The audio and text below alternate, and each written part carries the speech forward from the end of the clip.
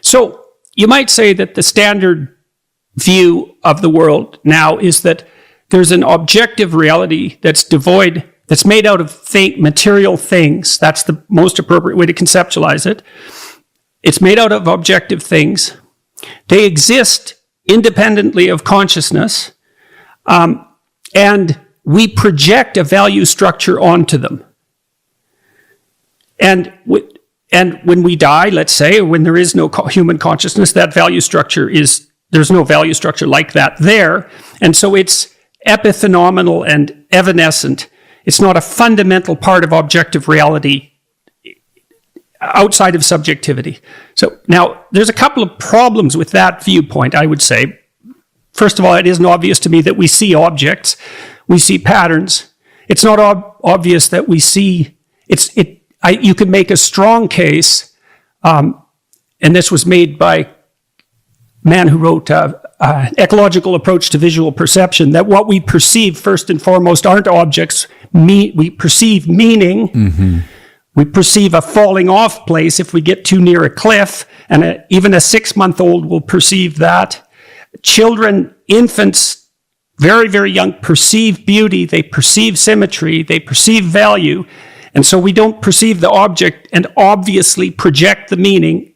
You can't say that that's the way the neuroscience of perception has laid out the world. And then the last thing is that the problem with the idea that we merely project meaning onto a meaningless objective world is that meaning is disclosed to us in ways that we can't predict and that are outside of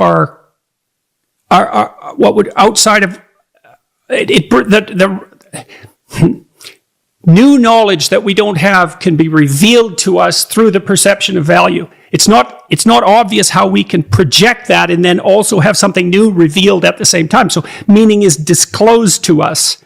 And the phenomenological psychologists made much of this in the first third of the 20th century, following Heidegger. So anyways, I'm going to leave it at that. Can I just jump in? I go back here to Dietrich von Hildebrand's famous distinction between the merely subjectively satisfying and the objectively valuable. And I mean, he certainly understood the play between the subjective and the objective, and all the classical philosophers knew that. Aquinas certainly knew it. I mean, if the mind and the intelligible form light up each other, he said. I mean, each one illumines the other. So I don't think the pre-modern people had the sense of, sharp demarcation of the two. Nevertheless, there's a distinction. I think, Jordan, you're hitting at it there. We feel the distinction between the merely subjectively satisfying and the objectively valuable. The objectively valuable addresses me. It rearranges me. It's not something that I've configured or I've projected. It's turned me upside down. I think we all had that experience. There was an article in Rolling Stone years ago, and it asked a number of the famous rock and rollers, what was the first song that rocked your world? And I remember liking the formulation of that question because it didn't say, what's the first song you liked? It was the first song that changed you, that rearranged your consciousness. And I can name that very clearly in my own case, was Bob Dylan's Like a Rolling Stone. It wasn't the first song I liked, but it was the first song that rocked my world and rearranged me. And I think that's what real value is like. Now, bring it to the religious level. Now we're in a biblical kind of framework where, it's not you who've chosen me, it's I who've chosen you. And now when the summum bonum isn't just dumbly out there waiting for us to rise up through some contemplative exercise. Because, the summum bonum, Plato and Plotinus and Kant could all say, yeah, there's a summum bonum. But when it really gets interesting to me is when the summum bonum is after me. The summum bonum is trying to find me and is breaking into my reluctant and recalcitrant consciousness. And now you're talking about religious revelation. But it has to do with that stunning objectivity, the good. Think of Iris Murdoch there. She was so strong on that theme, that the good confronts us and it changes us and it doesn't let us go. And religious revelation is the sort of ultimate expression of that, it seems to me. I mean, this is something with which I'm in significant agreement, but I think it's also important to wonder together why this has become so problematic. I think we're in a meaning crisis. So, and I think we should remember, the factor, so Bishop, you invoked Aristotle's conformity theory, and of course that was replaced by a representational theory of knowledge, a propositional representational theory, for various reasons. One was trying to account for the Copernican revolution, etc. We had nominalism that said those patterns aren't out in the world, and that's why I keep saying Jonathan is more radical than he sometimes realizes, because he's challenging a fundamental nominalism in his work. Kant is the culmination of that. The real patterns are only in your mind, and we have no access to the world, and there's reasons why we got there. And then, of course, there are related issues around ideas of levels of being, which is I think you're right. All of you have said this, and this is central to the phenomenology of intelligibility, but it seems to be, contradicted by something that, starts with Scotus and goes through Occam and goes into the heart of the scientific revolution. Is there's no such thing as levels. This is not reality just is, existence isn't a predicate, and those kinds of things. Now, I'm not mentioning these things to espouse them. I'm mentioning them to try and indicate there have been very profound philosophical historical developments that have challenged this phenomenology, and that part of the task, I don't want to be presumptuous. Part of what I see my task of being is to try and take the very best of science and answer all of those challenges in a way that restores confidence in the hierarchies of intelligibility and the phenomenology of connectedness. Now, that's one thing I'd want to say. The second thing... Now, why are you doing that? Why are you called to do that, John, do you think? Well, I'm called to do that because, this is how I put it to my students who take my introduction to cognitive science.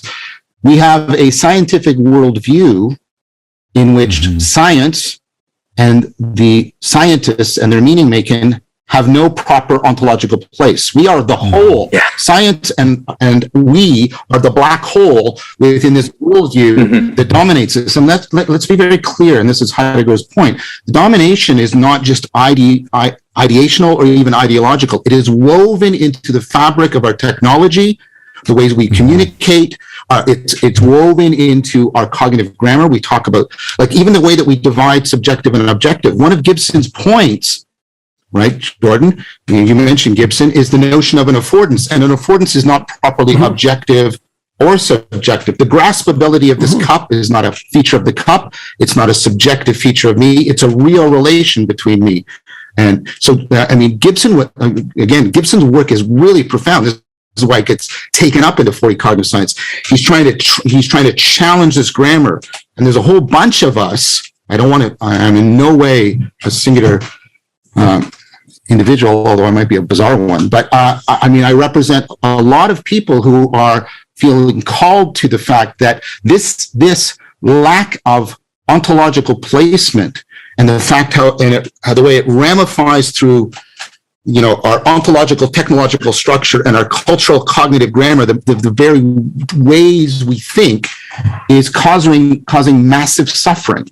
I'm absolutely right. I'm unclear about that a bit. I'm still unclear about exactly what you mean. What is this black hole? Is this the insistence on the absolute distinction between the subjective and the objective? No. What is this black? Okay, so what is? Well, what I meant, it's related to that. But what I was directly referring to at the black hole is that the science exists. Okay, if it is, what kind of entity is it?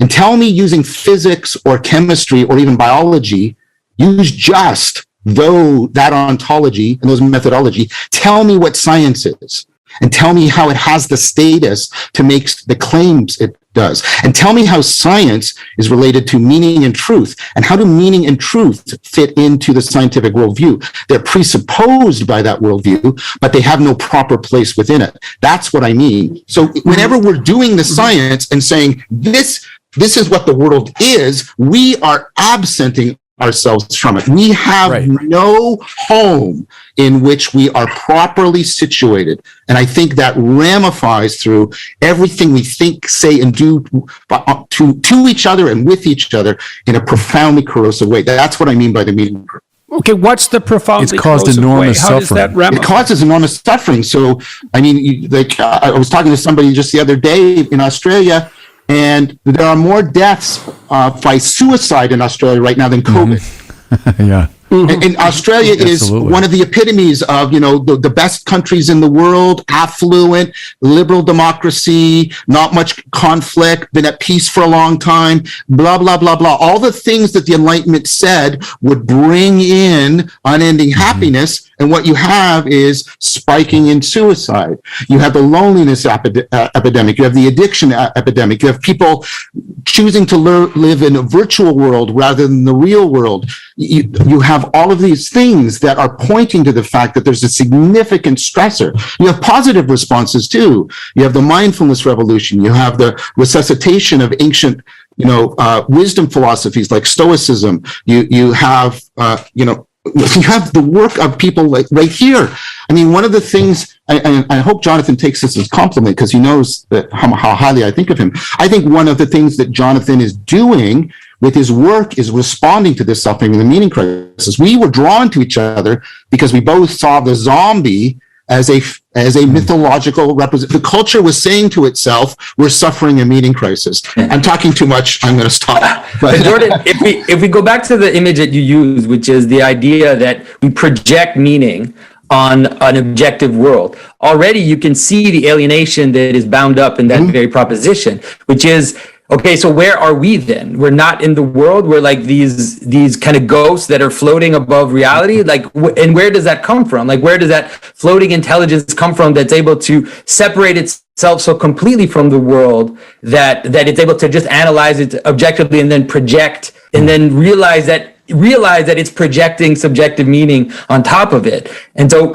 once I think that some of the work that John's been doing and some of the work that you've been doing is to realize this embodied reality is that we are in the world and we are part and parcel of the manner in which meaning, even the world itself, discloses itself. People who think they can imagine a world outside of human consciousness, like where are they?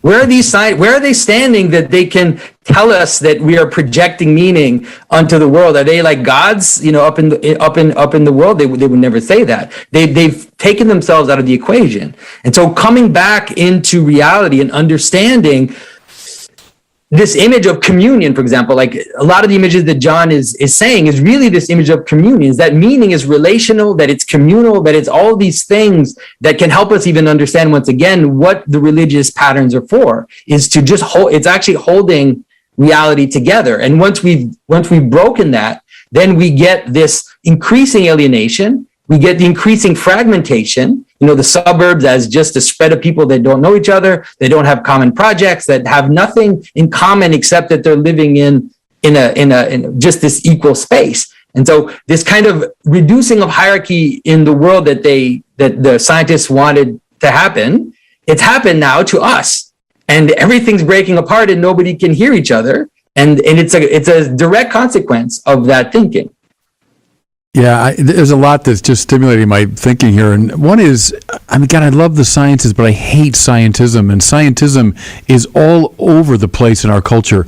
I deal with it all the time in my evangelical work, hearing from not just younger people, from everybody in our culture, that science is the criterion. I saw a video, Jonathan, you and Jordan were talking to Brett Weinstein, and it was about, I don't know, maybe it's something along these lines. But he made very articulately, intelligently, but made the argument that the sciences, the physical sciences, belong in the supreme position vis-a-vis all forms of human knowing. And I'm shouting at the screen, no, that's exactly where they don't belong. And that's a form of scientism. The medievals called theology like the queen of the sciences. Well, at least that's more appropriate. You're talking about God and the summum bonum having some kind of supremacy. I also go right back to the classical world. The sciences, from a Platonic standpoint, they're terrific, but you're just getting ever more precise accounts of the cave. right, of the images, the fleeting, evanescent images of the world, to rise to higher forms of consciousness by way of mathematics, first of all, then to the higher forms of philosophy and metaphysics. Aristotle, moving from physics to mathematics to metaphysics, it's not to denigrate for a second the sciences. Aristotle is the founder in many ways of physics. But it is to say there's a hierarchy again. There's an epistemic hierarchy, and science, physical science, does not belong at the top of it. When it does, something goes really wrong with the human spirit, and there's a starvation of the spirit. Well, and it's hard to know how to take that seriously. Like, let's say that's a fact. There's a starvation of the human spirit. That's a fact. Well, is it a fact like a fact that emerges from physics? Well, not exactly. It's a different kind of fact. But what happens if we ignore it? Well, people suffer and die. And we don't use the fact that in the absence of a proposition, people suffer and die as an index of its truth. Not from a scientific perspective, that isn't the methodology of science. But that leaves us with this problem of meaning. Mm-hmm. It's sort of delivered to us, and it isn't obvious to me that science can address it at all. I mean, Sam Harris and other thinkers like Harris have tried to put the value, to bring the domain of value within the domain of science. I think it's an effort that's doomed to failure, because I don't think they're of the same type. I think that science by its very nature it does everything it can to exclude value, except, John, it leaves us with the problem you described, which is the problem that Jung addressed when he was tying the development of empirical science back to alchemy, and this goes back to the idea of the hierarchies that we started out with. Jung believed that he was really curious about why people ever became motivated to take things apart like scientists did, to concentrate on the minute like that. What dream drove them? What fantasies drove them? And for Jung, he found that fantasy in the thousands of years of work on alchemy. And the alchemical notion was there exists a substance, which eventually became a material substance, whose discovery would grant upon its bearer immortality, perfect health, and endless wealth.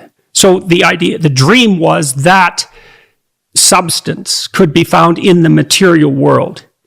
And that was a deep, deep unconscious fantasy manifested in all sorts of images, all sorts of bizarre images that Jung had the genius to be able to analyze and understand. He saw that as the dream that preceded the development of science in Western culture. It took thousands and thousands of years to unfold this dream. And scientists were encapsulated within that dream, whether they knew it or not. And so the prime example would be Newton, who wrote much more on alchemy than he did on physics. And so, John, as scientists, at least from the Jungian perspective, let's say, we're necessarily motivated by a narrative that we don't understand scientifically to engage in the scientific process per se. And we're so deeply possessed by that it guides and moves our perceptions without us as scientists even necessarily having to be aware that we're participating in that narrative. So, to your point, the whole enterprise is driven by a dream whose reality can't be encapsulated within the process itself. It's a very strange thing. I think it's very interesting, that dream and sort of the undercurrents of development. So substance goes back to hypostasis, but of course there's another history of hypostasis, which is into the persons of the Trinity, which is a very different history. And so there's no necessity that you go from hypostasis, the grounding of intelligibility, to materiality. And of course what happened, right, was also the inversion of matter as pure potential to that which resists and resists. And so, and I think that's part of, again, about how a history of how, the reason was supplanted by will as the dominant faculty by which humans understood and identified themselves. I would like to say that that's bound up with a couple other strands. I'm not trying to do, and I wish I could do exhaustive history here, but I took 50 hours to do it, so I'm not going to try and do it now. But you also have, like people like Harris and others, you have a deductivism model, right, which is whatever I can deduce from the science is real.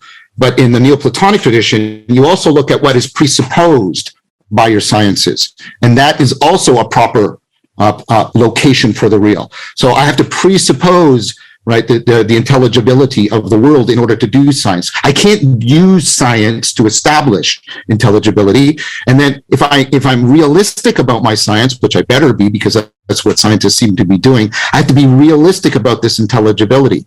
But that's in contradiction to the nominalist presuppositions, the flat ontology.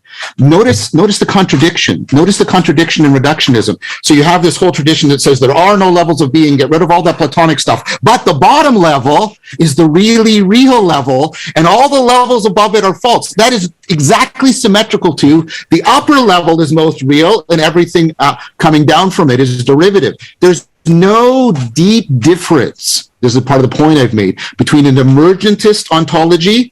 It is hierarchical and has levels, and an emanationist. It is hierarchical and have levels. And so do you think Dawkins' selfish gene is an example of that? I think the idea that you can explain things in a purely bottom-up fashion, this is part of the alchemical revolution. It was like, and I think, and I agree with Jung on this, maybe my interpretation is slightly different, Jordan, but, there was a predominance of, emanation, an emanationist ontology coming out of the Neoplatonic tradition, and we needed to rediscover. Okay, so let me address that for a second. Drag the Christians in here, because one of the claims that Jung made in his works on alchemy, which are very, very difficult to understand, was that the Christian Revolution took place and spread across what became the Christian cultures and the West, broadly speaking, and there was an offer of salvation, right, of deliverance from suffering, and then and the hope that Christ would return and the kingdom of heaven would be established on earth, or something to that end. And then thousands of years went by, and the disquiet grew as that wasn't revealed, and the unconscious imagination looking to find a source of new knowledge that could redress that suffering and lack started to focus on this opposite emergent ontology that you described. Said we haven't paid sufficient attention to the reality of the material world. Maybe that's what holds the key to the alleviation of our suffering.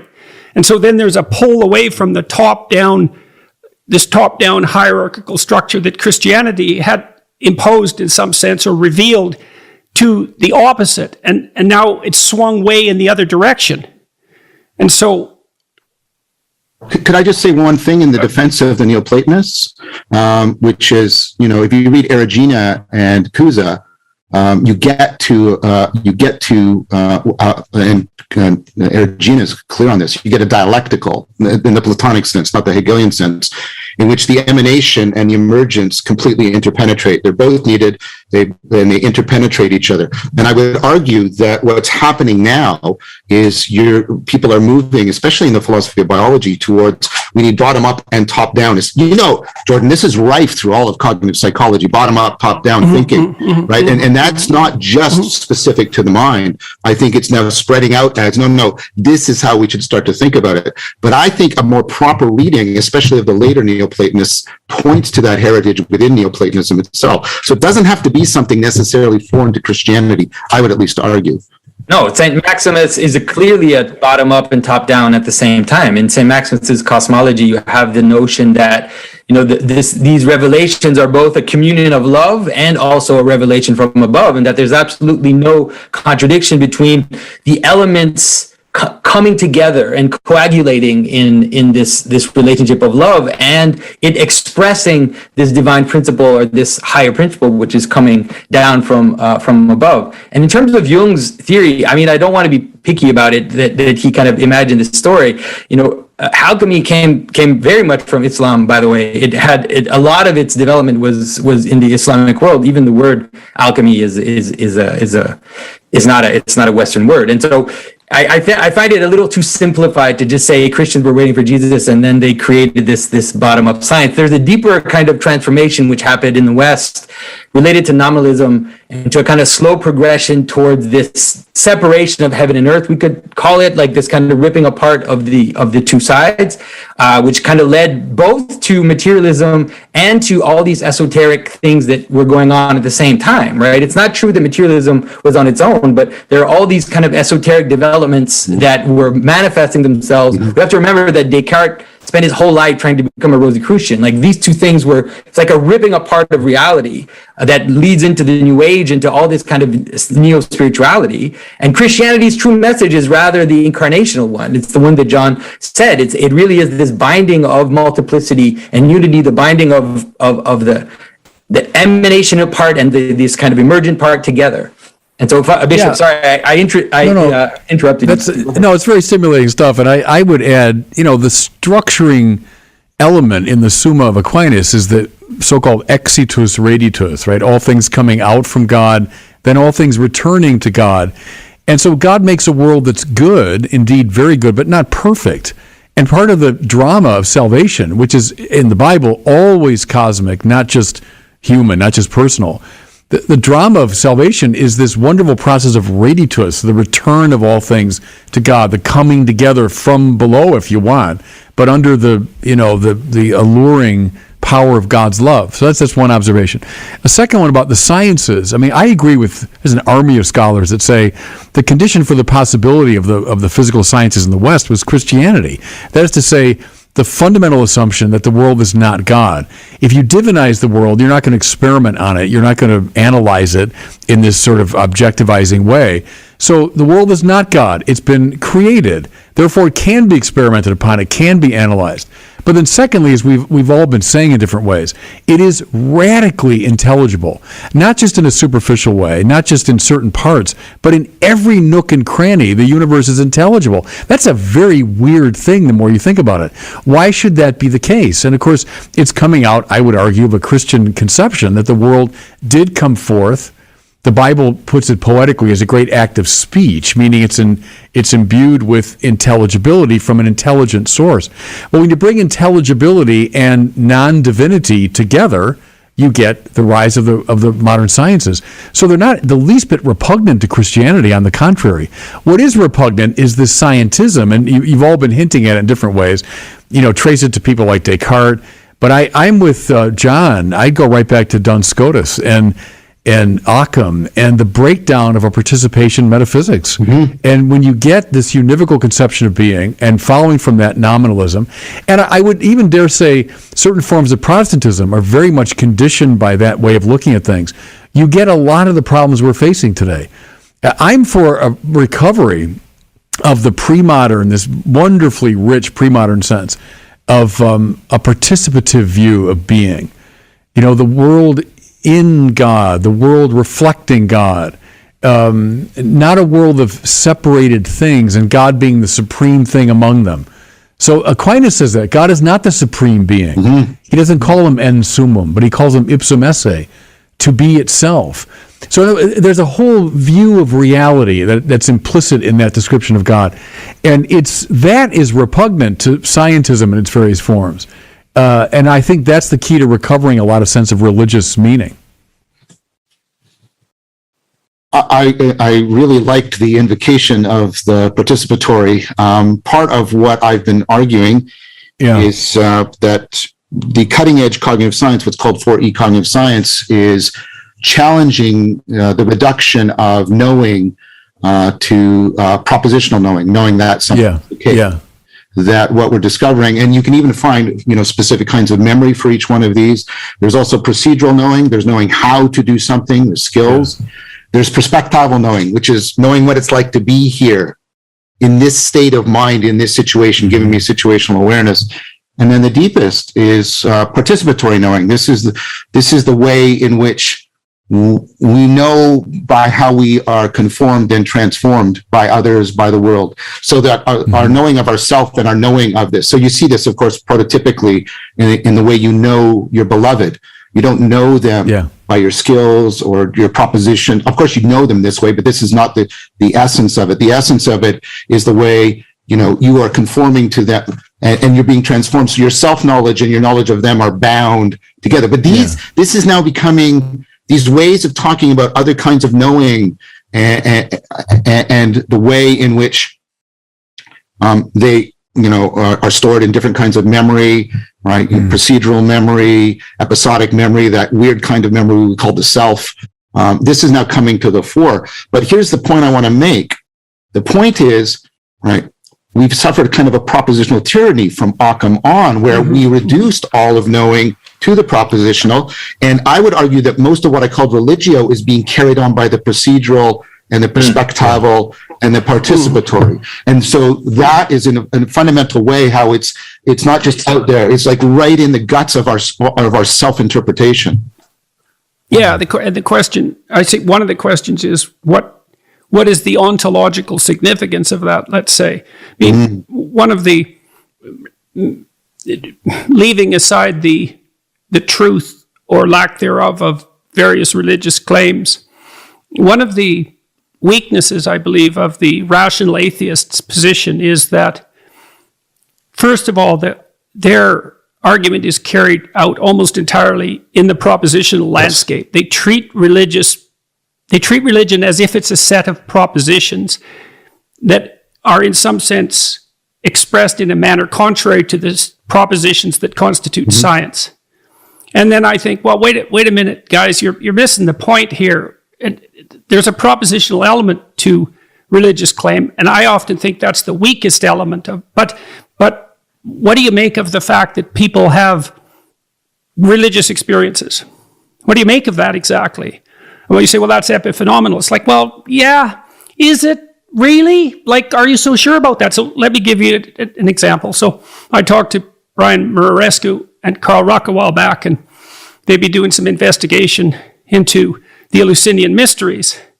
And Murarescu's book is predicated on the idea that what the Greeks were doing was using an LSD spiked wine, essentially, to produce a collective mystical experience and they had technologies to harness that so it was collective, and that constituted the core of the Eleusinian mysteries, and that enterprise was practiced by the ancient Greeks for thousands of years continuously, and that experience was at the basis of the unity of Greek culture, but more than that it was the fountain from which Greek wisdom flowed.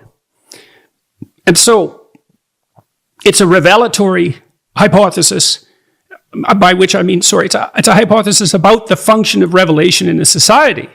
If these drug-induced, dreamlike states of religious experience are the fountain from which a culture like the Greek culture emerges, well, what are we supposed to make of that ontologically? I mean, we're great admirers of the Greeks, right? We see our culture as certainly the rational element of it, and perhaps a tremendous amount of the aesthetic element, as deeply rooted in Greek presuppositions. It's like, well, are the Eleusinian mysteries, that religious element, is that an aberration?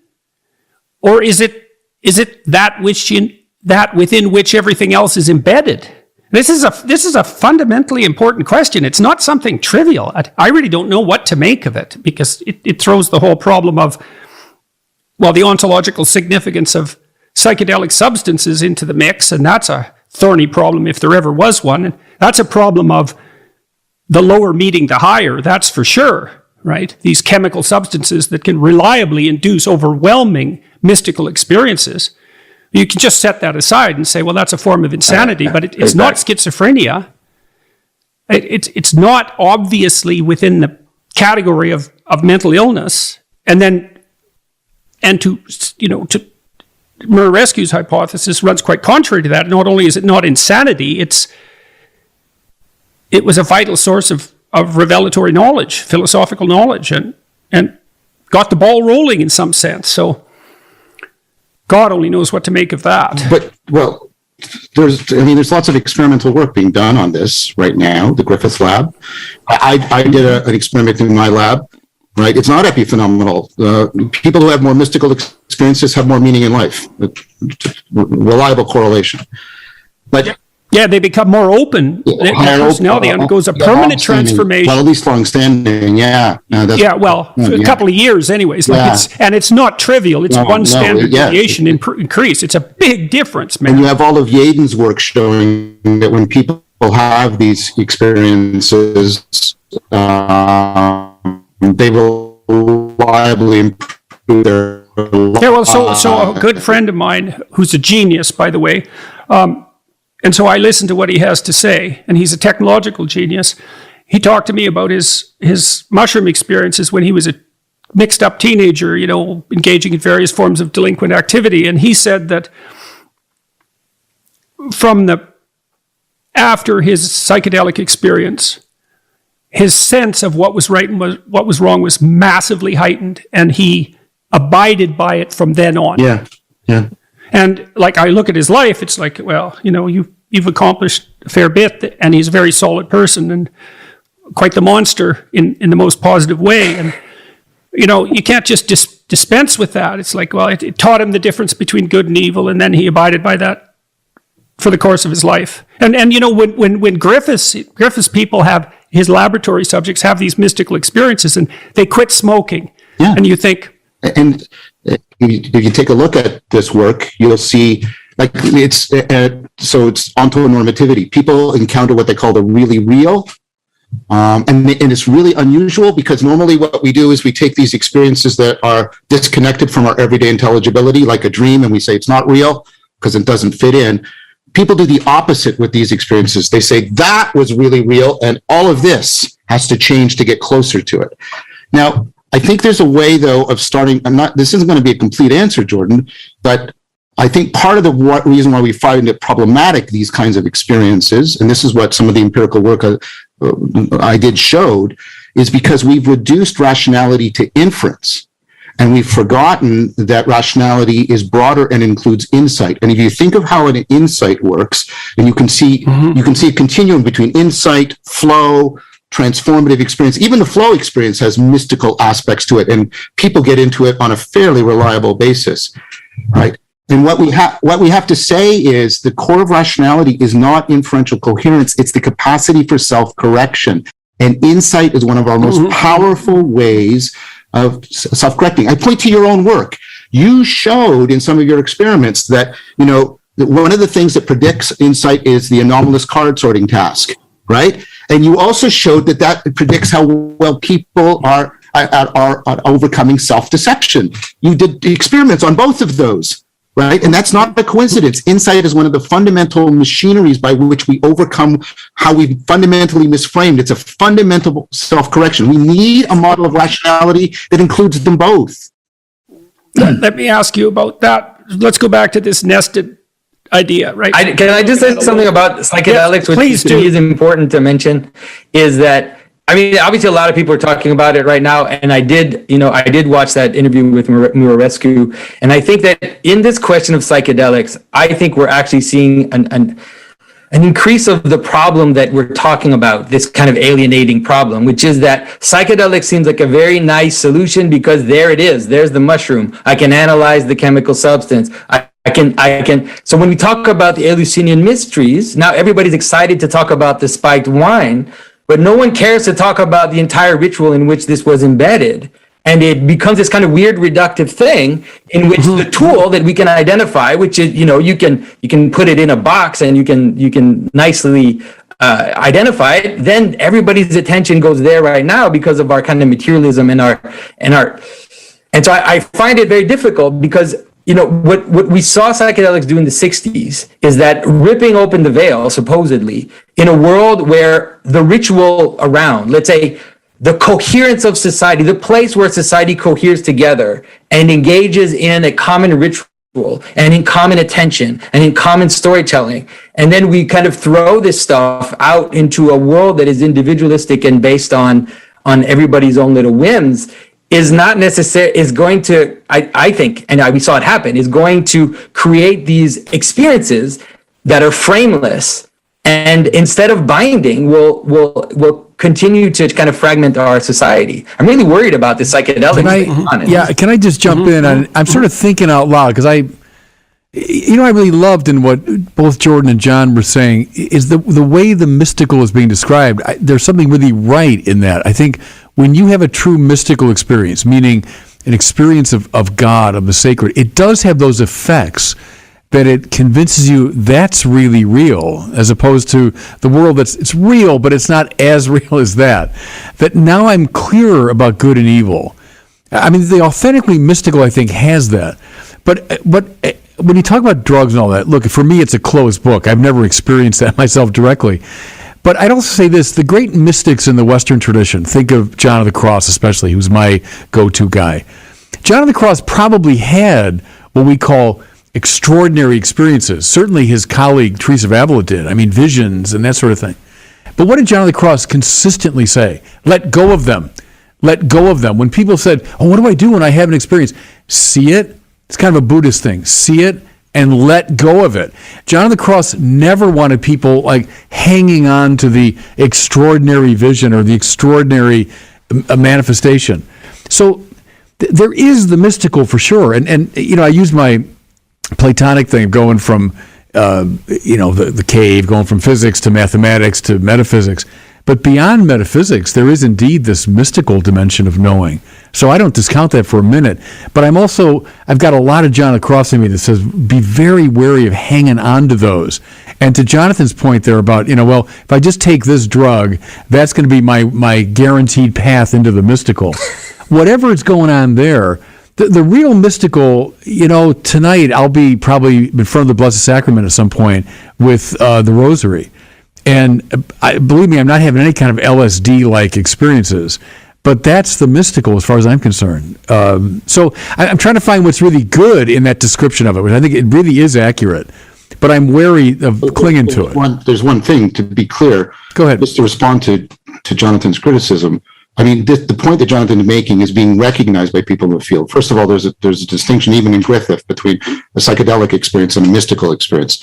And secondly, most people are clearly indicating, for example, all the therapeutic interventions using psychedelic, and the evidence is mounting that it's not the drug that does it. Right? It is the drug in concert with the set and setting, the therapeutic framework, all of this other stuff and I consistently argue for this, you have to have this wrapped in a sapiential framework because it can just as much take you off into self-deception as it can into self-correction. So but I want to be clear that there's a lot of people that take the criticisms that have been made here very seriously, and it's actually woven into a lot of the research.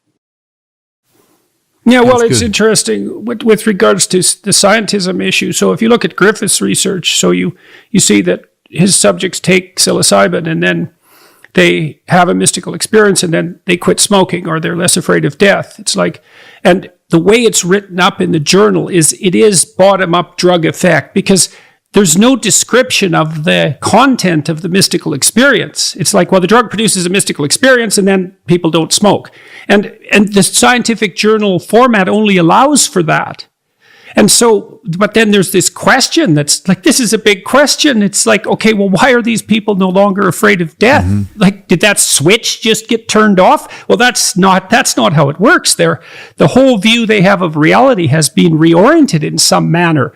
And what manner? It's like, well, what happened exactly? That's an even more key question, and it's relevant to Jonathan's point. And then, John, to go after you a little bit on this topic, Jonathan is pointing to something that's a very intelligent caution, and that is that I know you know that, and these hypotheses of set and setting they're just the beginning of that surround that needs to be created to integrate these experiences into the broader culture. They're not much changed from the early 60s. Well, you have to be somewhere calm. You have to be with someone who, is going to take care of you. It's like, we're just barely beginning to figure out what to do with this. And then Bishop Barron, I believe, for what it's worth, and I don't know what you guys think about that, I think that Revelation is a psychedelic account. Literally. Oh, the book of Revelation. I really believe that. You bet. I think that the author of that had a psychedelic experience, and all he did was write down what happened to him. No, it's And now too that might grounded not in be the, right, but it's too grounded in the Old Testament, That's right. and the classic apocalyptic literature. I mean, it's Half not of it is quoting idiosyncratic. why is that an objection? Yeah. Why is that an objection? He was grounded in that tradition, and all of that tradition was made vivid in imagery during the experience. That's certainly not beyond the confines of such experiences. So, and I think the church is going to have to wrestle with this seriously in the years to come, because there's an association between psychedelic use and revelatory meaning that the church is going to have to grapple with, I believe. Well, there are plenty of monks Because who these have things are coming. revelations and have visions and have all these types of experiences, but that don't take psychedelics. It's actually through Yeah. asceticism and through transformation. And I think this is coming back to Bishop Barron's point, is that, let's say, in the hesychastic tradition, in the mystical tradition of the East, it's exactly like what he said about St. John of the Cross. They consistently insist that the mystic has to ignore all experiences, because the purpose is not to have experiences. The purpose is to be united with God, to be transformed, to be free of your passions, to be free of the things that kind of bind you. And it's going to happen. And maybe that can actually be somewhat instructive for others, but that's not the point. And so I think that I understand it, because there's something about our world too that wants experiences, right? We want to have these exciting or very kind of exciting experiences, but the real purpose is to be transformed, which is why someone is willing to be martyred, or someone is like, that has nothing to do with like having a really great mystical experiences. There's something about, it really is about the transformation of the person into the image of Christ, let's say. Jonathan, is it true? I'm curious, in the Eastern traditions, I don't know as well, but in the West, certainly, the mystics all talk about God actively stripping these things away. So even something like the great contentment I get in the beginning of my relationship with God, my sense of consolation, to use Ignatius' term, God will take that away, because I'm not meant to fall in love with the consolation. I'm meant to fall in love with God. So I'm not meant to fall in love with the mystical experience or with the vision or whatever. I'm meant to fall in love with God. And so God actively, John of the Cross will talk about the dark night of the soul, and that's really what he means. It's not a psychological state. It's God actively taking away these experiences, because there's something else that we're really talking about.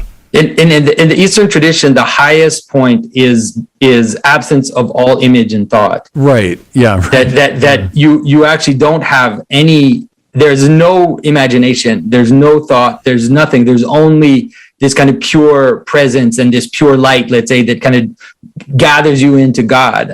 So it is, and they constantly say the same thing. They say all these experiences, let them go. You got to drop them. Don't become a guru and, kind of teach out of your little mystical insight, but rather just drop it and keep going up the ladder, let's say. Well, right. I mean, I'm very wary of the idea that the communion cup, the origins are in some kind of psychedelic experience. I mean, trust me, it's never happened to me. I've been going to Mass since I was a kid, because the reality of it is other than that. I mean, even if there was something, and certainly the Eleusinian mysteries have been well studied, and perhaps there was a psychedelic element and so on, but I would never want to put stress on that.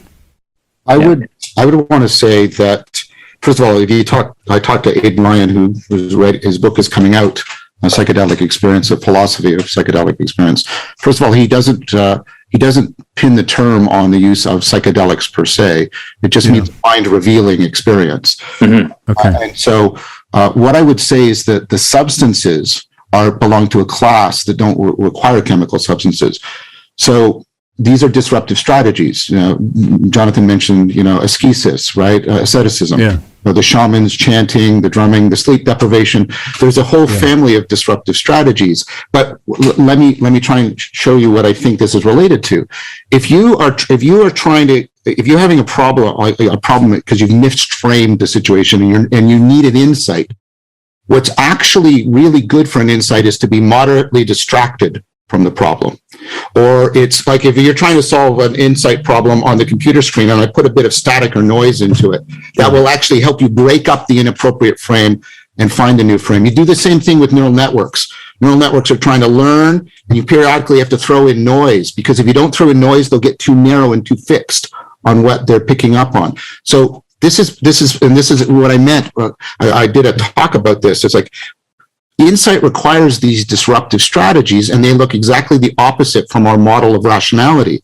So I think a more appropriate thing, because I see disruptive strategies in St. John of the Cross. I certainly see those. And of course, they're all the way through the Neoplatonic tradition. And they can be cognitive disruptive strategies. Nicholas of Cusa puts you that an infinite circle is also a straight line, and you go like that, right? So I think. No, I'm with you on that. I'm with you on that. I'm thinking of Thomas Merton used the Buddhist term, calming the monkey mind, and he thought that was the purpose of the rosary. Yeah. And I was conducting a retreat, this is about 3 years ago, with the priests of Dublin. Now, I'm all Irish, so this is in my cultural DNA. But they were praying the rosary one night. These are about 60 men. And they prayed the rosary, which normally takes about 25 minutes to do it at a usual pace. They finished it in about 6 minutes. And it was, Hail Mary for the great source of Hail Mary for the great source of Hail Mary. But at first it seemed ludicrous, but what it was doing was setting up just that kind of buzz, that sort of mantra-like quality, that I think does allow something to happen, that allows something to happen in deeper parts of the psyche, deeper parts of the soul. So I think that's right. I agree with those elements are there in the mystical tradition. The Jesus prayer, too, Jonathan's an example of that, I think. Yeah.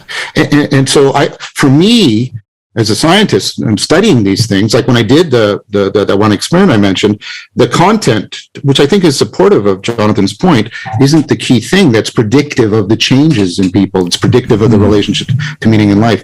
It's actually the insight process rather than the particular phenomenological content that seems to be driving the transformation. The Christian ascetic and the Christian mystic, this insight gathering, or this kind of mounting up into insight, is bound up in the transformation of the person in terms of their own passions, and also the transformation of the community in terms of liturgy and participation in communion. And so it's buffered, like I said, it's binding. It's not just someone, doing something to get some insight, but it ends up being this binding of the like, if what Bishop Barron was talking about, all these monks sitting together doing the rosary together, and then maybe going into liturgy and taking communion together and working together. And so there's something more than just the kind of psychological or personal experience or personal healing from this or that problem, but it's a holistic thing. I hate using that word, but it's a holistic process, let's say. Well, it goes both ways, right? The insight isn't just propositional; it's perspectival and procedural. And I think mystical experience is the most profound version of participatory knowing. I mean, I think, they can make a very strong Neoplatonic argument. And I think I agree with you, Jonathan. You see this in some of the things I've been doing the ethnographic work on, what people do with the circling. You can get shared insight flow that doesn't belong to any one person. It belongs to the community as a whole, and people, right? And I think that's very important for, as you said, making sure that this doesn't. I mean, it's so easy for these experiences to become a magnet of narcissism for people. Right. And so the decentering that happens when we are immersed in something larger than ourselves, which I think helps cultivate the virtue of reverence. I absolutely agree with you. I think that absolutely has to be the case. And I've argued it repeatedly for that. I hope I'm not coming across as trying to say it's an individual personal thing that I'm talking about. That's not fundamentally what I'm talking about. I'm talking about it being systemic in the individual and systematic throughout the community. So let me, Jonathan, I'm curious about this. I mean, your cautions are duly noted on my end. I see what happened, say, in retrospect, when the hallucinogens were introduced to Western culture, right? I mean, it didn't work very well. And look at what happened to Timothy Leary. So, for example, I had his old job at Harvard, by the way. Oh, I didn't know that. That's great. Yes. Many people have pointed that out to me, Jordan, by the way. Yeah. Jesus, of all the weird things. In any case, Mircea Eliade also believed that the true shamanic tradition wasn't psychedelic driven. and that was an aberration. I think he was wrong. I really do believe that he was wrong. And I think that, and I'm also not entirely convinced that the practices that you're describing can produce experiences that are as intense as those that are produced chemically. Maybe they are, but even if they are, they're not available to the typical person. They take tremendous amount of training, and then so that's a big problem. And then is that a problem or is that a feature? To me, it seems like a feature. Yeah, look, it's a feature too, Jonathan, because maybe you need to do all that training to handle the insight. Yeah. And I'm not trying to look for a facile solution here, believe me. But the church has a hard time attracting people at the moment. And I don't know what's happening in the broad church with regards to the sort of work, for example, that Griffiths is doing. And it's not like I have the answers to these things, but we shouldn't look to the psychedelics as a savior, certainly, but they should also not be discounted because they are the means by which people can have the sorts of experiences that the scientists, the followers of scientism, discount. It's right there. It's right there as proof in some sense. I'd be more at home, though, with church. Using the wisdom tradition, Jordan, as you've been doing. I mean, the fact that you're drawing a lot of people back toward Christianity through the opening up of the Bible and the wisdom way of reading the Bible, that to me is a great way the churches can start drawing, especially young people, back. It's obviously working in your case. We've got our problems, and some of it came from the scandals, certainly, but some came from an exaggerated attempt to be relevant to the society and to sort of dumb down our language and to make us sound like an echo of the culture. That's what did us in, I think, in terms of attracting younger people. But what you're doing, opening up the scriptures, that's what the church fathers did. And people are flocking to that because they find in that the wisdom tradition. And through the wisdom tradition, they're finding mysticism, authentic mysticism, a contact with God. So I think that's the route to go. We have to deal with our moral issues. We have to deal with the scandals, that's for sure. And we have to deal, though, with this dumbing down of the faith and this flattening out of the faith. That's, I think, what has really compromised our mission. Could I pick up on that? Do you see any? Yeah. Sorry, go ahead, John. Because, I think this is part. First of all, I want to challenge two things you said, Jordan. I've had both experiences, and I've had peak versions of both, and I can't find them ultimately distinguishable, like through a contemplative practice and taking a psychedelic. They have, and when you look at the research, people say they can be the same. They tend to orient a little bit differently. The psychedelic mystical experience tends to, on average, be a little bit more impersonal. The contemplative one tends to be a little bit, on average, more personal in the ontology, but no deep, differences. And the other thing I would say is, I don't know how much we have to rely on them. I take your point that it's instructive, and I think the science should do it. I think it's immoral to not investigate these substances because of the clear evidence that's mounting for their ability to alleviate, untreatable addiction, depression, a host of issues. And so I think we should keep doing the science. The research sort of reliably indicates that 30 to 40% of the population have these transformative experiences. That's what Taylor says. I think the problem is not an absence of the experience. To go to Bishop Barron's point, I think it's the absence of a wisdom framework that allows people to properly appropriate and metabolize these experiences. So I'll do this in my class. I think I mentioned this to you, Jordan. With my students, I'll say, well, where do you go for information? The internet, blah, blah, blah, blah. Where do you go for knowledge, science, maybe the university? And I'll say, where do you go for wisdom? Mm-hmm. And there's a deafening silence. Mm-hmm. Mm-hmm. Right? And wisdom is not optional. You can't, well, you know what? I don't care about being connected and overcoming self-deception and harming other people because of the ways in which I'm willfully. Of course, you can't, it's not optional. Wisdom is a necessity. It's an absolute prerequisite to religion. Yet our culture, right, has no way in general of providing people with the sapiential framework to process these experiences and also to have properly cultivated a prepared character for them when they do emerge. So I would argue that's where the problem lies. It's not in the absence, I think, of these experiences for people. It's the absence of a framework that allows, and a worldview that allows people to properly process them. And we've had a few centuries of Christianity really kind of falling into the trap of materialism, first of all, trying to constantly justify its stories through history and some statuette found in Palestine or whatever, like all these strategies to try to constantly justify the stories through these scientific methods. And at the same time, focusing on the idea of being saved or going to hell and going to heaven rather than the more mystical tradition, which is there. It's all there, right? It's all there and it's all available to us. It's just that the emphasis has been, I think, the wrong one in the past few centuries, but it is possible. And I think it's happening now. And like Bishop Barron said, I think, Jordan, one of the things you're forcing a lot of Christians to do is to reconsider what this has to do with my life, how it binds it together, how it connects us together.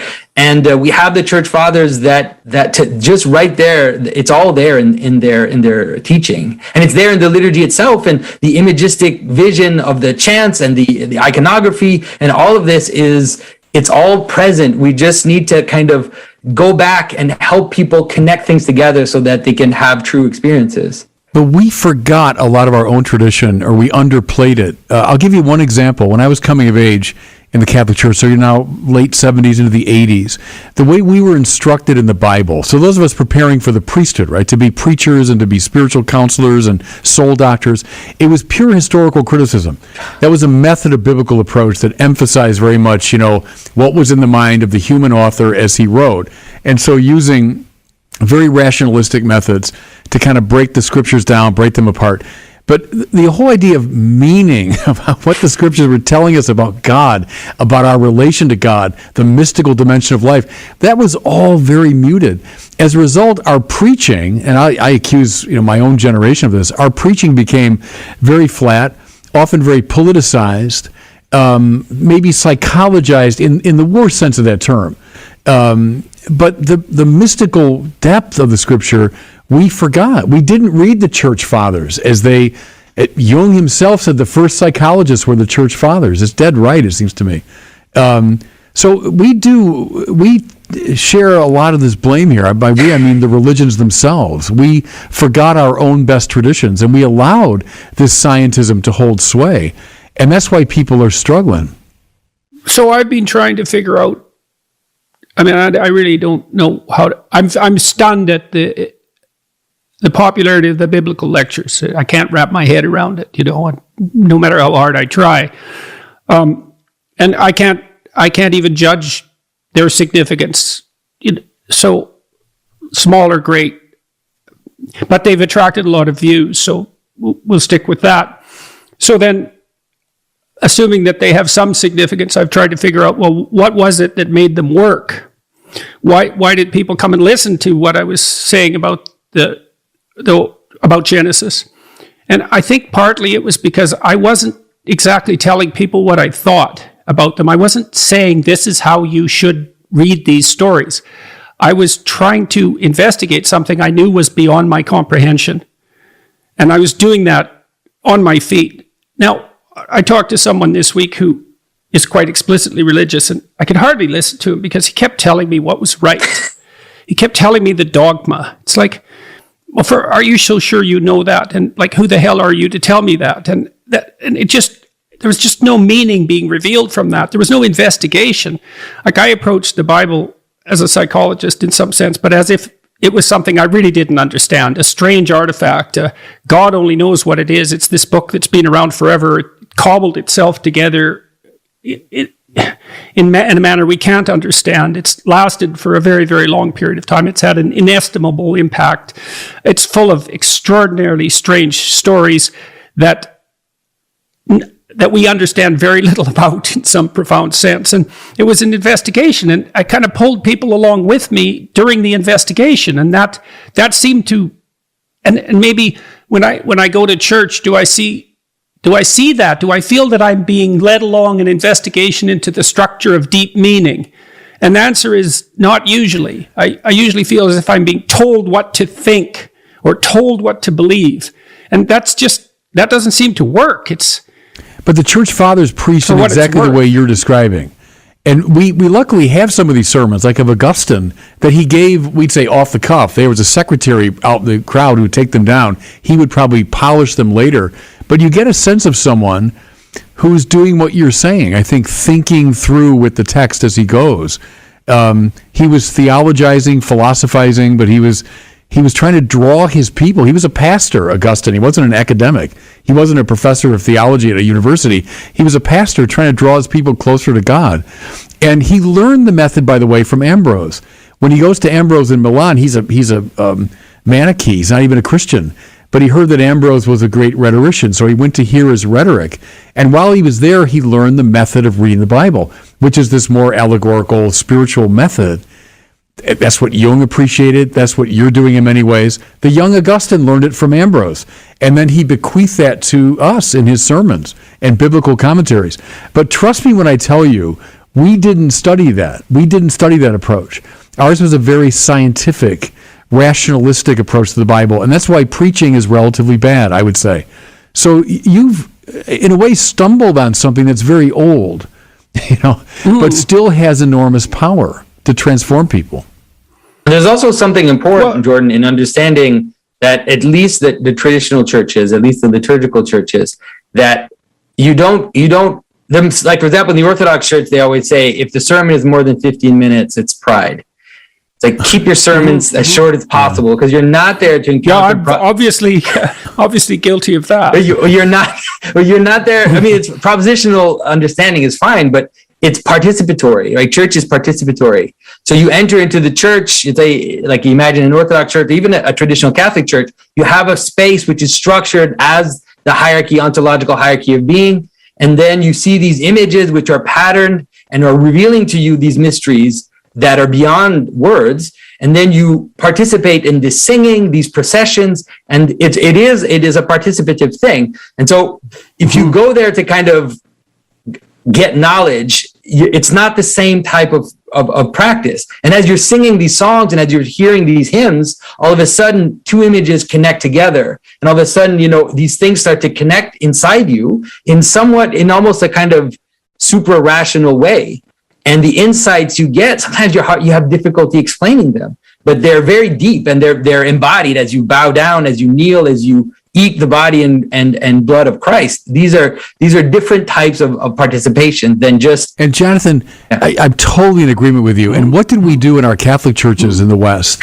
The same time we were presenting the Bible in this flattened out historical critical way, we also were flattening out our churches, emptying out our churches of just that mystical cosmic symbolism, the angels, the saints, color, the cosmic dimension, and we flattened them out and we made them like empty meeting spaces. So there was a terrible rationalism that descended upon the church, and it dried us up in many ways. This is, again, my mea culpa as a Catholic. I think we passed through a period that was really problematic. And recovering the sources, ressourcement, we say, right? Recovering the great sources of the Bible and the fathers. That's what we're talking about. What the Bible had by its nature, what the fathers understood, that's what we need to revive the church, I think. So, look, but Bishop, you're doing something right, obviously. You're attracting some online attention, some substantial online attention. And Jonathan, the same is true of you. And, well, John, it goes without saying for you to some degree, because you're a professor and you have that whole world at your fingertips in some sense, and you've been very successful at that. But in the more specifically religious domain, the more specifically Christian domain, you two are having some public success. What are you doing right, do you think?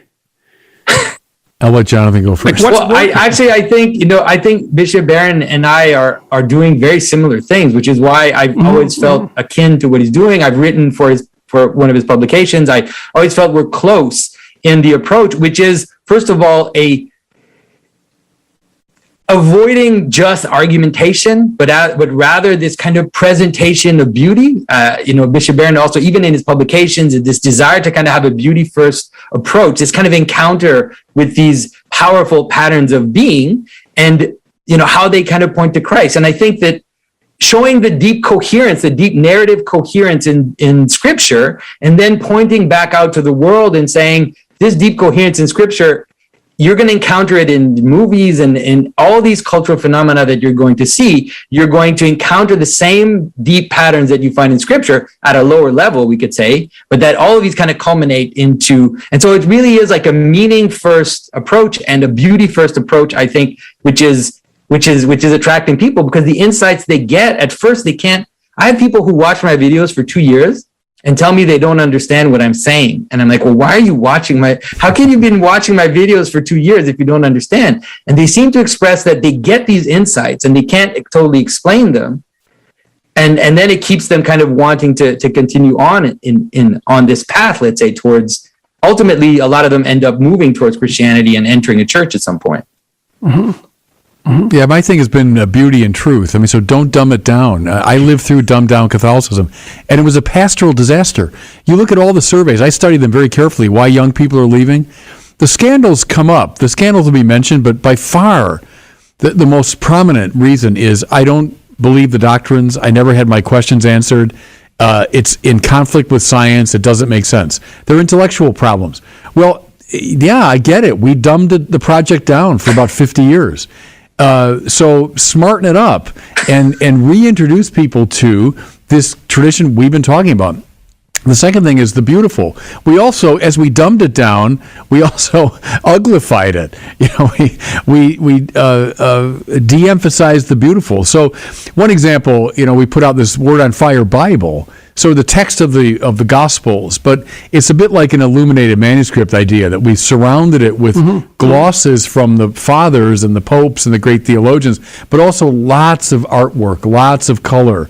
So I want to reintroduce people to the Bible, but not in a flat, rationalistic way, So that's what I've been trying to do.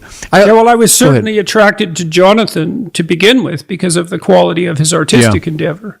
Right, these absolutely beautiful and archaic, traditional, let's say, not archaic, this traditional medium that he was revitalizing and in such a stunningly beautiful way. And that was the entry point into getting to know him and getting to understand his thought. And and beauty isn't the thing you can't argue against today. Yeah. Beauty just smacks you and that's really something. So, and you can also help people notice that. It's like, well, notice beauty brooks no argumentation. Right. What do you think that signifies? What's it pointing to? Yeah. Is it pointing to something higher? It certainly seems to. What might be higher?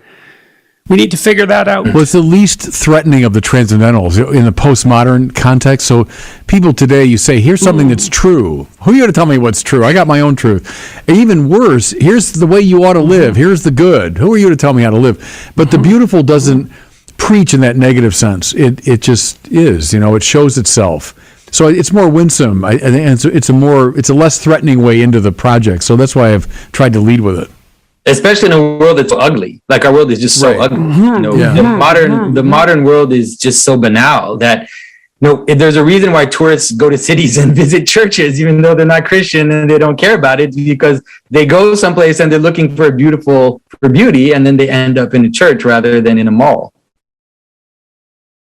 Yeah, and that's definitely worth thinking about, and the incredible value that's to be found in those unbelievably beautiful constructions. It's like, what is that beauty? And why do we experience it there? Those lattice-like creations of stone and crystal with color and the addition of the music. That all goes to your liturgical point, the drama that's part of that. And the celebration of beauty. Which Cathedral is definitely absent in the modern culture. Yes. Yeah. When I was a student in Paris, I'd go there all the time. And Chartres, to me, is the most beautiful covered space in the world. But I remember this years ago, I brought a classmate of mine, so a priest from Chicago, to see Chartres. And we walked through it, and I explained everything. We looked at the windows and all this. And he said, gosh, it's something. It's just too bad it's so liturgically off. And I knew what he meant because I was formed in the same way. That the church should be in the round so we could see each other, and there should be clear sight lines, and it should be brightly lit and all this stuff. I'm like, man, you just said Chartres Cathedral is liturgically off. It's like it's the supreme liturgical space in the world. But that shows the bad quality of the formation that we got in my generation. My experience with Christianity has been different. So I was brought up in a fundamentalist Christian family. And so I very much was traumatized by that. And I think if you talk to some of the nuns, NONESs, I think there's a mixture. Like you said, I don't think the scandals, which the media likes to focus on, are not the primary factors. Right. That's not what the research shows. One is this issue about intelligibility, and I want to talk about that. And the other is I meet a lot of people are attracted to my work because they've had similar histories. Not just specific to Christianity. I'm not beating up on Christianity. I've had people coming out of other traditions, Islamic, Buddhist. This is possible in all of the traditions I've encountered. So I think there's two things I want to say, and they're not intended to be pushback, but they're intended to open up questions, which is, and this is where Jonathan and I also, we rub up against each other, but it usually creates a good friction and good sparks. And maybe it'll call forth a response for you too, Bishop. I think the project is not to try and resurrect Neoplatonism or the Neoplatonic structure. Augustine wasn't only taught by Ambrose. He explicitly talked about, Plotinus and the Platonists and the mystical experience, the Neoplatonic mystical experience he had, and how important that was, etc. And it's clear that it's through Pseudo-Dionysius and Maximus, and so so I think the project, if I were to put it, if we want to reach the nuns, is to show them a reconciliation, a profound one. And here my ambition runs, not personally, but the ambition of the project, towards Aquinas or Maximus, which is to show, to revise that Neoplatonism, and perhaps it's a Neoplatonic Christianity, but I'm not going to be specific about that right now, to show how it is profoundly, to do a reciprocal reconstruction between the Neoplatonism and the scientific worldview. And there's a lot of people doing that right now. I think we need a post-nominalist Neoplatonism, if I could put it that way, in a profound. John, you opened that salvo with the statement that you were traumatized by the fundamentalist Christianity. Yes, very much. And that's not irrelevant to the salvo and to the nature of your project. And it's something we should discuss too, because you also brought up the idea of reconciliation. So people have left the church, but in some sense, the church has alienated people from it as well. And some of that's the scandal, and some of it's the sort of experience that you describe. Yes. People have been left with the horrors of childhood experience that were a consequence of their religious education. And I'm not trying to attack the institutions per se, but it's something that they need to deal with. It needs to be dealt with. All of us need to deal with. Not they. There's no they here. You know what there's no they here. We have these problems. We have this meaning crisis. It's everyone's problem. So there's no they in some sense. But so what has that done to you, let's say, with regards to your appreciation of Christianity per se? Well, first of all, I want to say that those two things that we talked about, the one that Bishop Barron brought up about, and my response to it is, I think we need, and maybe Jonathan will have a response because he has this model of Christianity going through a resurrection cycle itself. So maybe there is a possibility for our discussion here. But I think we need a reciprocal reconstruction. We need a post-nominalist form of Neoplatonism that will provide that bridging. And I do not think, Jordan, that the lack of that is unrelated to the trauma that I experienced. Because there was no bridge. Take that apart. Yeah, exactly. Okay. because there was no bridge, it was easy to give me an either or isolating choice. You're either in this worldview or you're in that worldview, and that one's demonic. And if you go over there, you're lost. There is a deep connection between the lack of bridge between the religious worldview, if I can put it that way, and the scientific worldview that allowed for that kind of tyranny over my mind that I found so deeply traumatizing. Those are not separable phenomena. That's what I'm arguing. They are deeply interpenetrating and mutually supporting. That's how I experienced it. And what opened me up was a science fiction book that showed, it was a book by Roger Zelazny, Lord of Light, that showed the possibility of wonder and self-transcendence within a scientific worldview. That's what blew me open out of fundamentalism. Yeah, well, lots of people who are followers of scientism, let's say, find their religion in science fiction. Totally. That's where literature grabs them, right? That's where they're grabbed by the religious. And I mean, Star Wars is the classic example of that, for sure. Definitely. So, and that's worth pointing out to these rationalist atheists. That's fascinating to me. Fun and when I deal with atheists online, which I do a lot, very often I'd say when you scratch the surface of a really angry atheist, you'll find, as you put it, a traumatized fundamentalist.